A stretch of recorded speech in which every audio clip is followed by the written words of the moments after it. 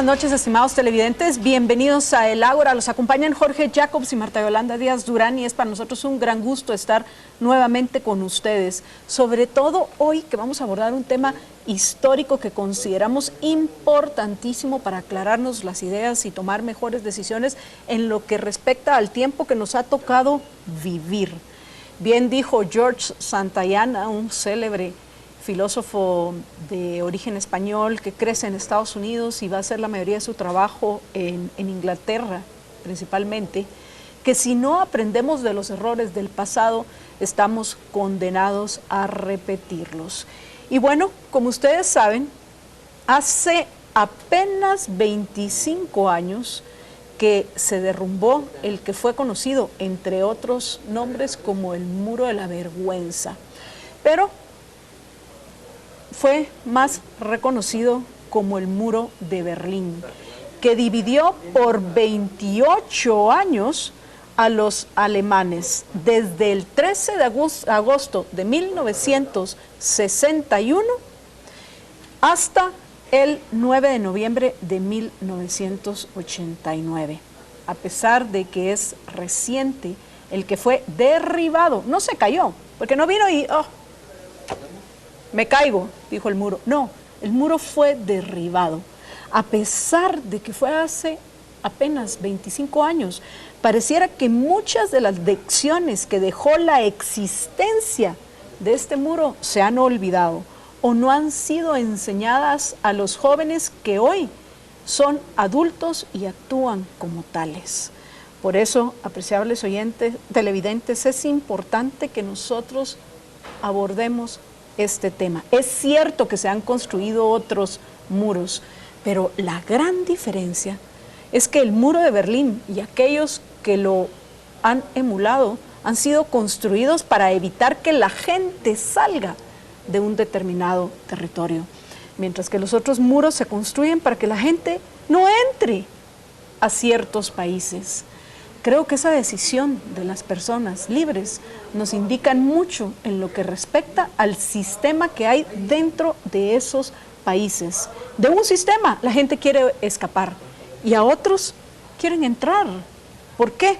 Por cierto, lo importante es que si lograron derribar el muro de Berlín, ¿por qué no derribar estos otros que también violentan la libertad de los individuos? Pero bueno, para hablar específicamente del muro de Berlín, que fue construido para evitar que la gente saliera de esa parte de Alemania, hemos invitado a Anton Turčinov, que por cierto creció dentro de ese sistema del cual tantos arriesgaron su vida para salir. Así que démosle la bienvenida a Anton Turčinov para abordar el muro de Berlín como un símbolo, Antón, del fracaso del socialismo. Buenas noches, Antón. Buenas noches, Marta Yolanda. Buenas noches, Jorge. Buenas noches, Antón. Sí, efectivamente, el 9 de noviembre celebramos los 25 años de la caída del muro de Berlín, pero gran pregunta, quizá que nos dejan los propios alemanes, que recientemente, esta semana salieron los datos estadísticos que una sexta parte de los alemanes prefiere reconstruir este muro. Parece que después de la unificación que se realizó en el 89, en 1990, mejor dicho, se reunificaron las dos Alemanias. Alguna parte de la población prefiere regresar al pasado, que siempre ha existido este grupo de personas que quieren rescatar el pasado turbulento y quieren regresar al totalitarismo. Es muy importante. Y otro dato muy significativo es que este muro no solo fue derribado, sino que también todavía quedó metafóricamente en la propia Alemania, porque los datos, por ejemplo, estadísticos del PIB de la parte de Alemania occidental y la parte de Alemania oriental en la parte occidental es 60% más alto que en la parte oriental, lo que muestra no el atraso económico de una parte del propio país, sino que cierta mentalidad de la gente que vivió detrás de este muro en un régimen totalitario donde la gente estaba acostumbrada a recibir o esperar recibir las cosas del Estado, del gobierno o de un partido gobernante. Es decir, el muro no fue derribado físicamente, digamos, solamente físicamente, sino que también dejó las huellas ideológicas y las huellas, digamos, de vivencias individuales de las personas. Lo puedo contar a partir de la Unión Soviética, por ejemplo, es un caso muy paradigmático, que en los años 90, cuando se derribó la Unión Soviética, mucha gente apoyaba este nuevo régimen democrático, capitalista o liberal, como lo llamaban en aquella época, por mucha influencia también de las películas de lo que llegaba del occidente. Ahora, 25 años después, mucha gente dejó de apoyar estos regímenes o este sistema democrático, una república, lo que queríamos construir en Rusia, precisamente porque resultó que hay que trabajar duro para vivir bien, resultó que hay que pensar, resulta que el bienestar de uno tiene que depender de uno, tal como tiene que ser. Y durante tantas décadas del totalitarismo, lo primero que hace cualquier gobierno totalitario es la educación, convertirla en adoctrinamiento y hacer creer a las personas, o a la mayoría de ellas, tal como escribía todavía Ortega y Gasset en La Rebelión de las Masas, es dependientes de estos gobiernos. Antón, tú creciste como...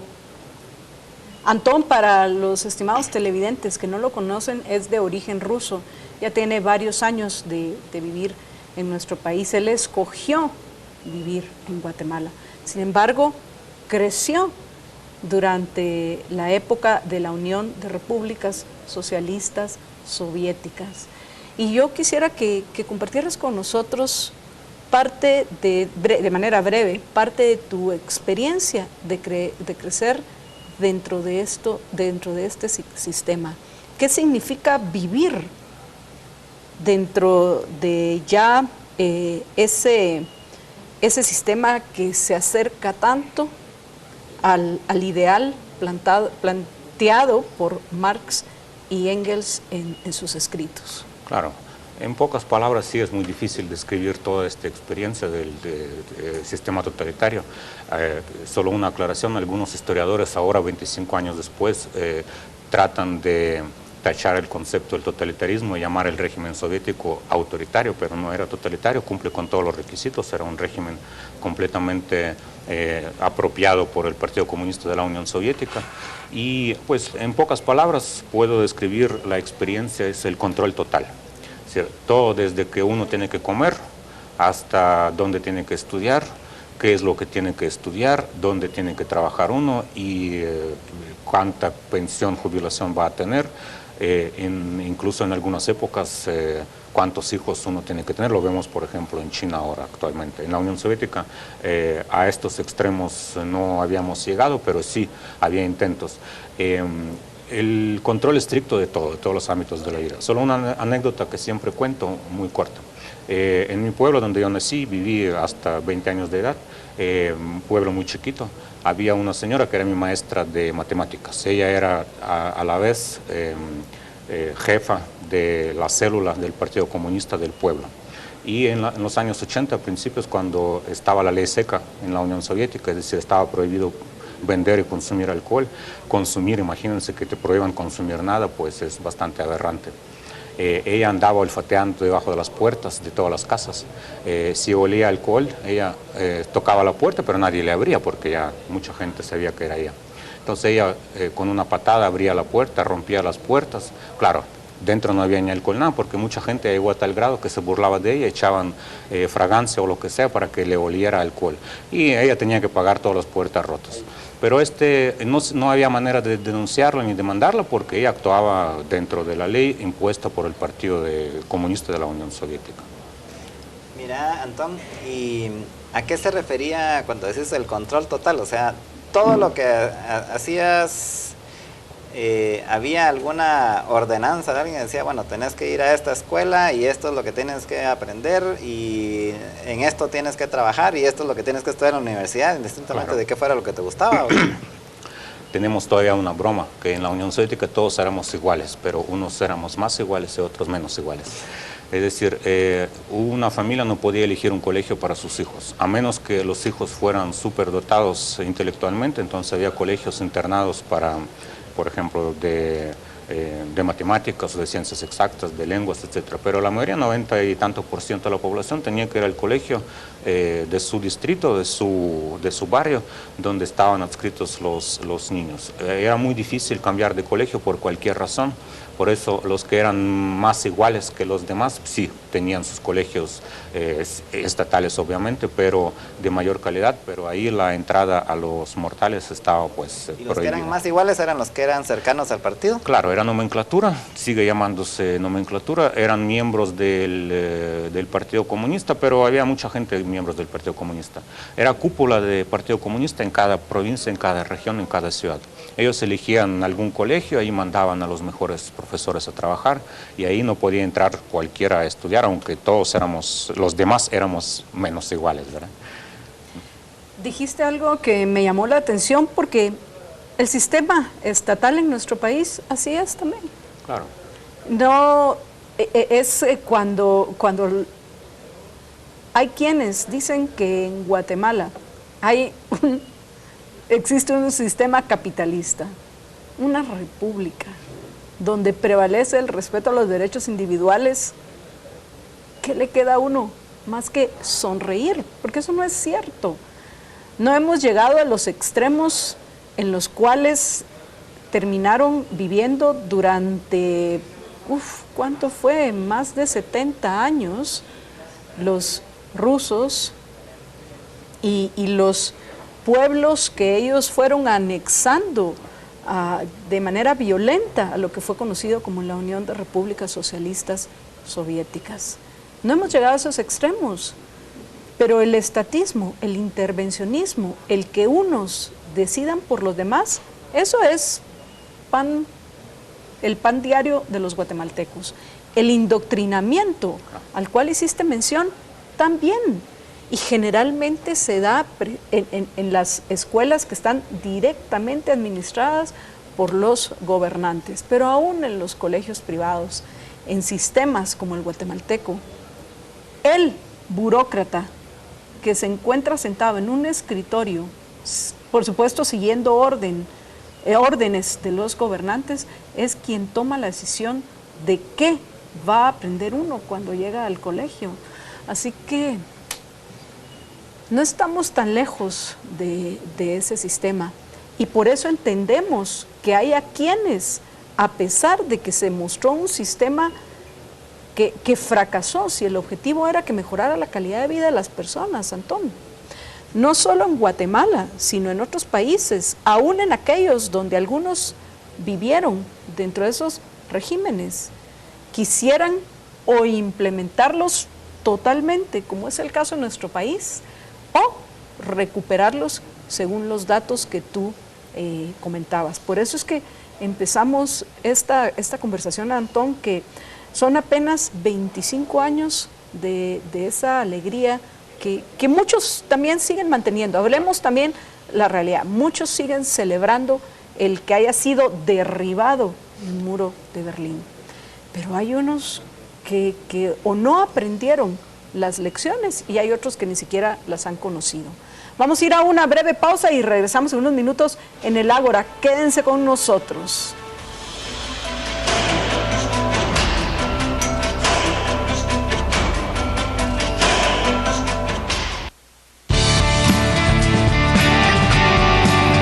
Estamos presentando especiales de Canal Antigua.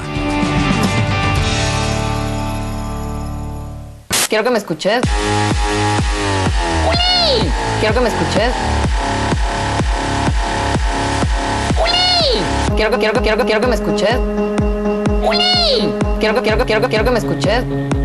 Pero déjame hablar. Te voy a dar un pico. Pero déjame hablar. ¡Uli! Pero déjame hablar. Quiero que me escuches. Quiero que me escuches.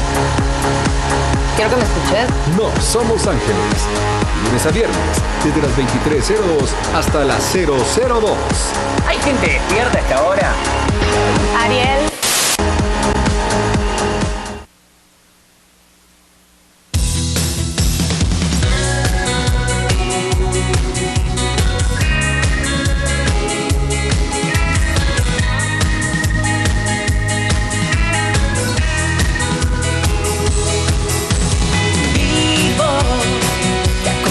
pasamos en vivo, es tu canal preferido. Sentimos juntos en vivo, vivo y con cariño vivo.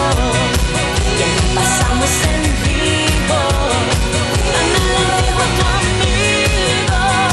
Sentimos juntos en vivo, vivo bien unidos.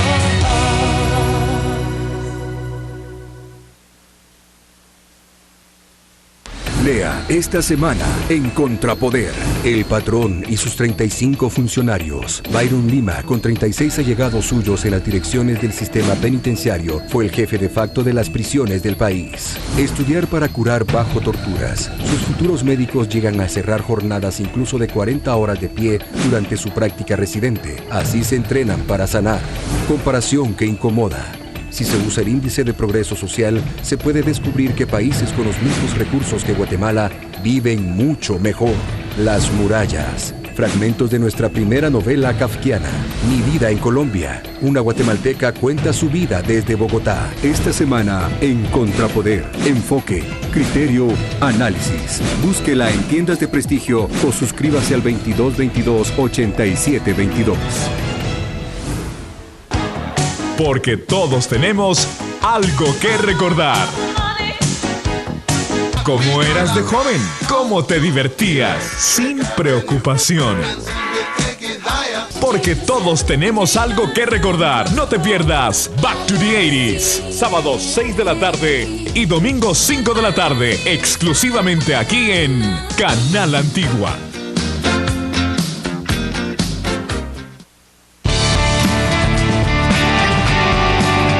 Estamos presentando Especiales de Canal Antigua.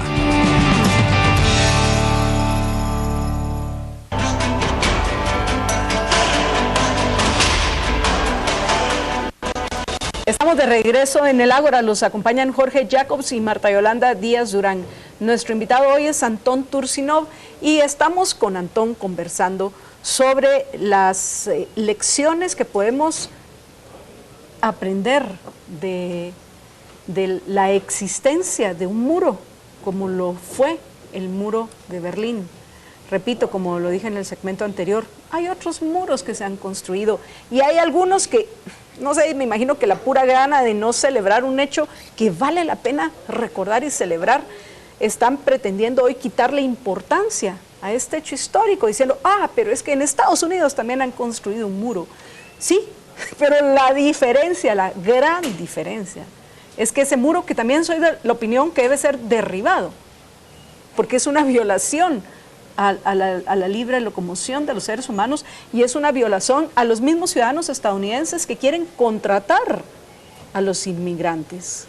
Entonces yo espero que ese muro también sea derribado, como fue derribado el muro de Berlín.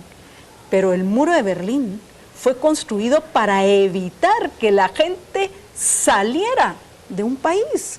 Imaginen esa barbaridad. Vean la alegría en esa imagen de las personas que esperan acabar con este muro de la vergüenza.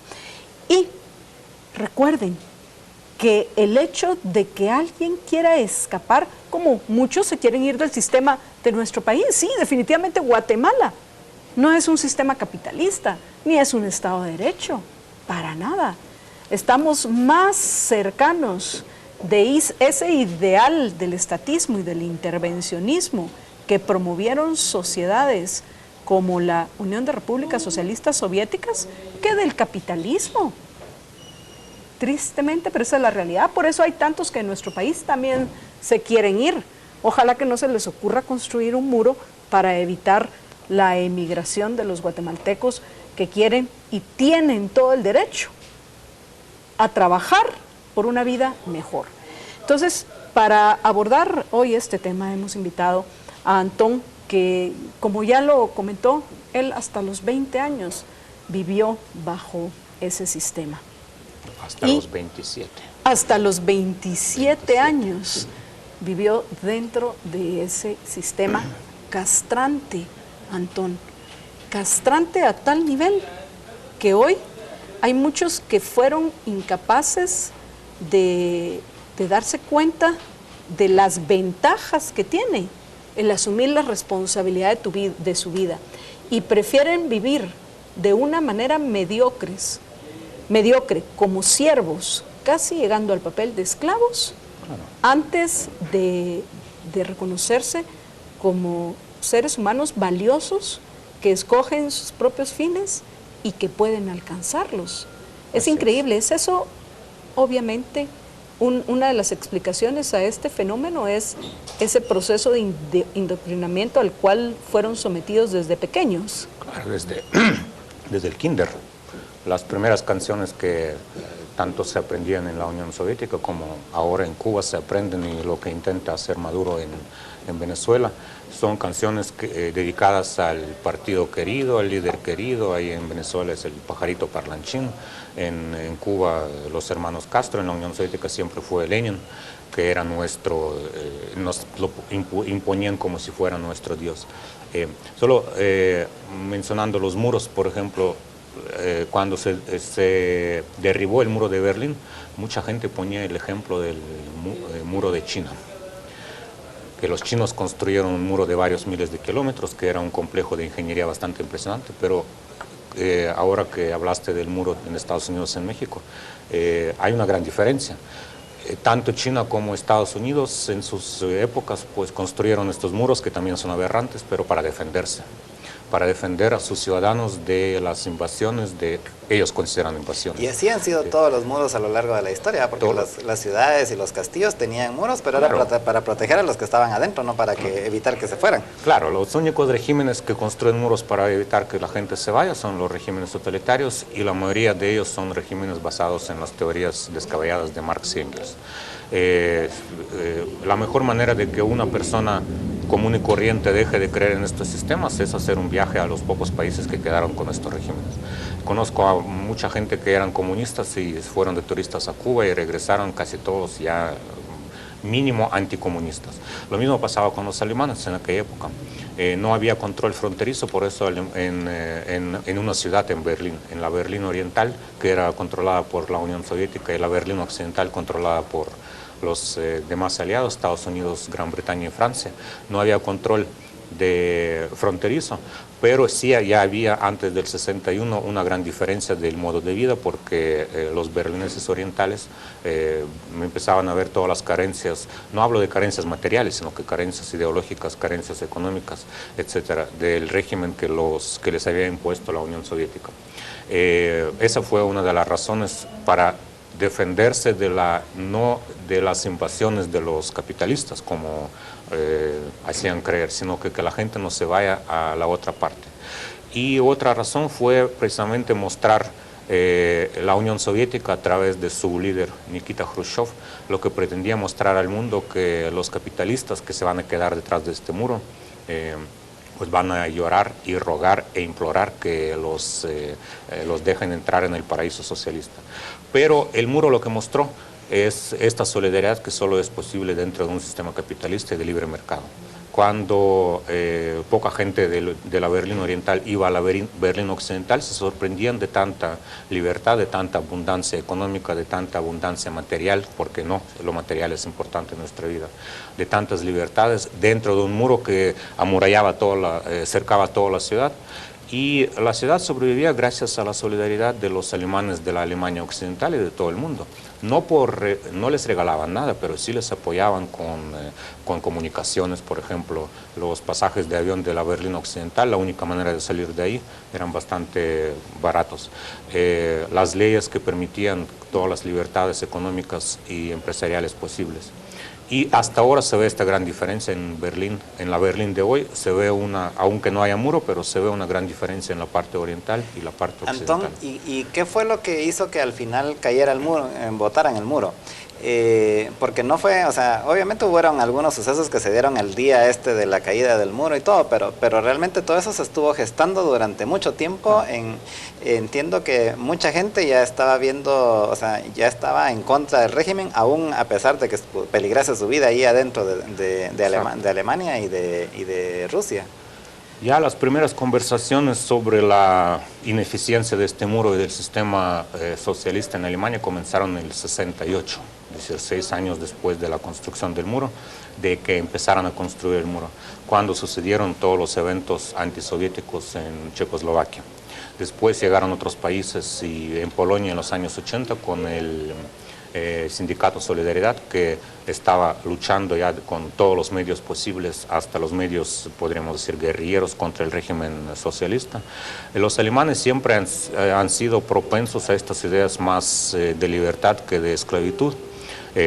Podemos recordar todos los filósofos que salieron de Alemania, también salieron de ahí Marx y Engels, para qué vamos a engañarnos, pero lo que quiero decir que tenían un nivel bastante más alto de emprendimiento y amor a la libertad que, por ejemplo, los soviéticos, que durante siglos, para no exagerar, desde hace 300 años mínimo, la población de Rusia, no solo los rusos, todas las demás etnias también, han sido o siervos o esclavos o cualquier palabra se puede aplicar aquí. Es decir, cualquier persona que no sabe pensar por sí mismo ni sabe valerse por sí mismo. Los hechos ya empezaron a partir del 80 con la crisis económica por petróleo, y la Unión Soviética se quedó sin recursos básicamente para mantener a los demás países, y la economía de la Alemania Oriental estaba enfocada, como todas las demás economías de los países socialistas, al mercado soviético. El mercado soviético ya no podía permitirse mantener estas economías desde Cuba hasta Polonia y otros países de Corea del Norte, y pues tuvo que recortar toda la ayuda a estos países, lo que les tocó vivir muy duro, sobre todo en Alemania, porque toda la economía 100% de Alemania Oriental estaba enfocada en el mercado socialista, que ya no necesitaba de su producción. Es decir, la crisis económica, la economía es base básicamente de toda la existencia humana. Las relaciones humanas se basan en gran parte en las relaciones económicas. Y tanto la Unión Soviética, 3 años después de la caída del muro de Berlín, como la propia Alemania Oriental socialista, que curioso nombre tenía, República Democrática Alemana, cayeron por su propio peso, por cuestiones económicas más que nada. Y las cuestiones económicas llevaron a las cuestiones de la libertad y de entendimiento de todo el proceso de que el régimen soviético es la esclavitud, no es libertad. Antón, nos quedan solo un par de minutos, pero en ese par de minutos quisiera que nos compartieras en Latinoamérica, ¿cuáles consideras tú que fueron los efectos más importantes de que hayan derribado un muro que simbolizaba el fracaso de la Unión de Repúblicas Socialistas? Claro. Qué contradicción, soviéticas. Y peor contradicción, que era una confederación, la URSS, que de confederación tenía nada. En Latinoamérica, respecto a, por ejemplo, Centroamérica y Guatemala en particular, hay 2 eventos tanto positivos como nefastos. Primer evento positivo es que la guerrilla guatemalteca, salvadoreña y en otros países latinoamericanos dejó de recibir la ayuda económica, la más importante, de la Unión Soviética. La Unión Soviética cerró por completo toda la ayuda a partir del 89, y Rusia con Yeltsin a partir del 91 prohibió legalmente cualquier ayuda a los regímenes basados en las ideas socialistas y a los guerrilleros que luchan por estos regímenes. Es el evento quizá positivo. Los eventos nefastos en Guatemala son los acuerdos de paz que una guerrilla vencida pues impuso a la sociedad. En Latinoamérica en general es la desesperación de Castro por salir de la crisis en la que cayó Cuba, por dejar de recibir ni un centavo del apoyo ruso a partir del 92, y esta creación del energúmeno, que es producción de Castro básicamente, es de Chávez, del chavismo, socialismo del siglo XXI. Antón, muchísimas gracias por habernos acompañado en el Ágora, al igual que ustedes, apreciables televidentes, gracias por estar con nosotros. Los invitamos a que nos acompañen el próximo jueves a las 8 de la noche. Nos despedimos como siempre, deseándoles que sean felices.